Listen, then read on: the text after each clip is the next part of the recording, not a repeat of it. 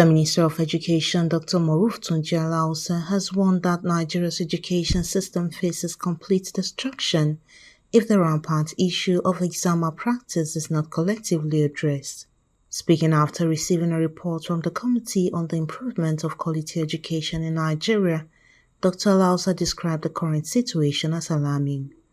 If we don't work collectively as a nation to stop this rampaging menace of exam malpractices in our country, we will completely destroy our education system. And it's for the simple reason, because in every society there are bad people. Government is there to ensure that there's deterrence where these bad people are punished. There are many more good people in any society than bad people. But for examination malpractice, we let it to happen.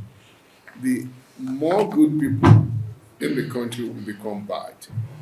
Because more basically you're telling that if a child is going to school, studying hard, working hard to do an exam, and that child finds out that the exam is about to take 2 days from now, all his other colleagues have the questions.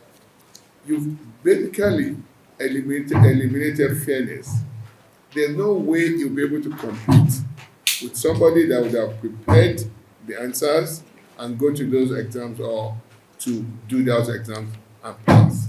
The 17-man committee led by Professor Ishaq Oloyede, Registrar Joint Admissions and Matriculation Board, recommended 12 measures to curb exam malpractice, including swapping invigilators and supervisors, equipping examination halls with static CCTV cameras, and establishing a national examination practice tribunal for prompt prosecution of offenders, amongst others. Candidates being prosecuted for what happened at the last UTM.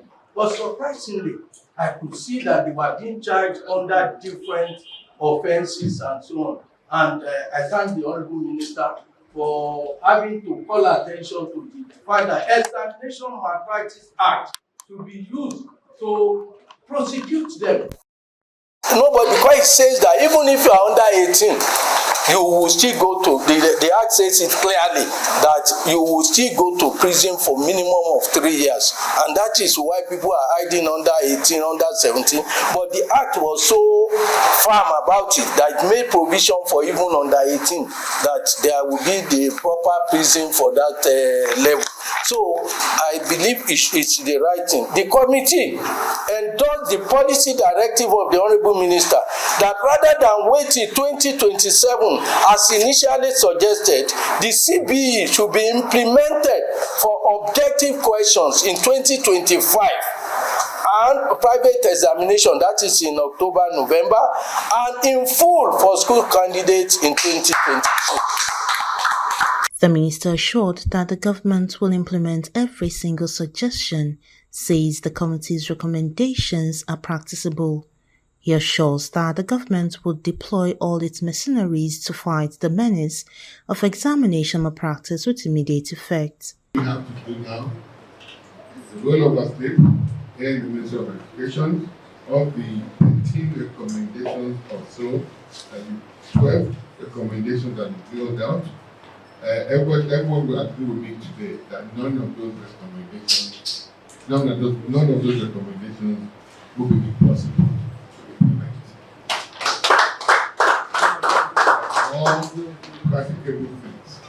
And the one you've told us that we need to implement right now.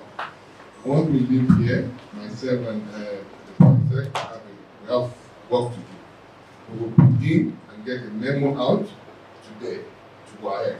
That it immediately start swapping off the invigilators from the exam they will do on Monday. Comfort Olayinka, Echo Hot Blog TV.